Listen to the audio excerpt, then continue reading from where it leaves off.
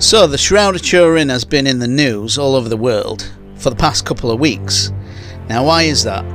Well, a couple of weeks ago on Sunday I did a radio interview on the BBC radio, and I spoke about the Shroud and what I do. I clear up the image using AI.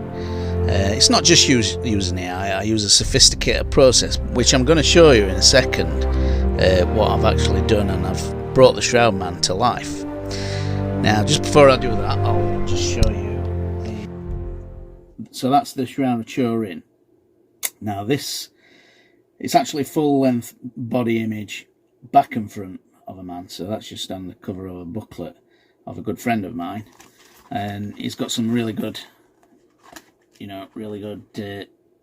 illustrations.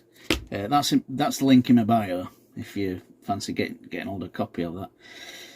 So after this radio interview had finished, about 2 days later, the Daily Mail brought an article out about the Shroud of Turin, and then ever since then it's just blown up, and there's been articles everywhere. The Mirror, the New York Post, the Sun.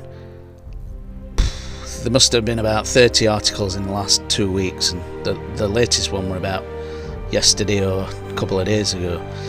So why all the buzz about the Shroud of Turin? Well, in the article it said that X-ray scattering tests had dated it to the time of Christ, and they've done some blood analysis as well. But I'm going to let you read that article for yourself. I'm not going to go into that. What I'm going to talk about is the fact that I think they've already proven it to be Jesus of Nazareth anyway. Probably not by science, because science, you can't prove. Everything's got to be black and white with science, isn't it? So you've got to have the DNA of Jesus to prove it's Jesus. But the man on the shroud has got a crown of thorns, or even a cap of thorns, because his mark's all over his head, and he's been crucified and whipped and everything that Jesus went through, which was quite a significant crucifixion. No one else had that sort of crucifixion, so it's anyone's guess as to who it is. It's got to be him, if it is 2,000 years old. And the flax itself comes from near Syria, between Jordan and Syria. So we actually know that that it is Jesus of Nazareth. Now we know that in a court of law. So if I was to present the evidence in a court of law, all the skeptical evidence against it doesn't really hold any weight anymore. They've disproved the carbon-14. It's almost unreliable. The guy who did the carbon-14 test back in the 80s, and they said that from the medieval times, he became an editor of one of the papers, the scientific papers against it. So we can just forget about that date. So the Shroud of Turin is Jesus of Nazareth. Now that's absolutely massive, world-shattering news. You just can't get bigger than that. I just can't think of anything bigger. I mean, I went to church this morning.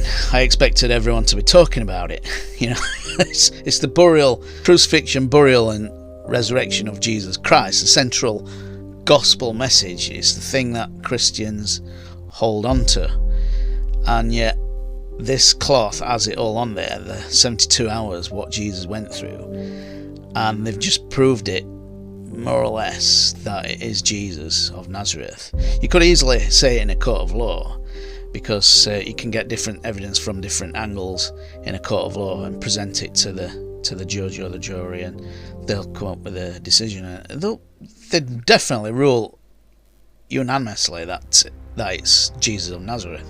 That's without a shadow of a doubt. So anyway, we'll have a look at what I've actually done, and some of the animation I've just done recently in the last couple of days. I'll show you that in a second, and that I've cleared up the face to reveal the face of Jesus, and the internet is going bonkers over it. I'm getting millions of views on TikTok, thousands of views on Facebook, and YouTube don't seem to be doing bad either. Anyway, so you might be wondering what that is behind me. That's a calendar I did in January, and it has all the different faces I've been doing over the past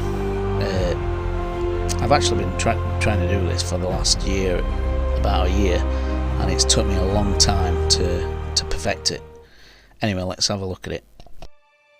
So what you're looking at is the face from the Shroud Man being cleared up, and I've used several processes, including superimposing the clear face onto the shroud and the original shroud face superimposed on and clearing it up that way as well. If you want to have a look at this video here, because I've done it widescreen, so I'm going to put it on the next video I do on TikTok, so make sure you check that out. Go onto my profile and just click on the next video after this one and you can go and watch it.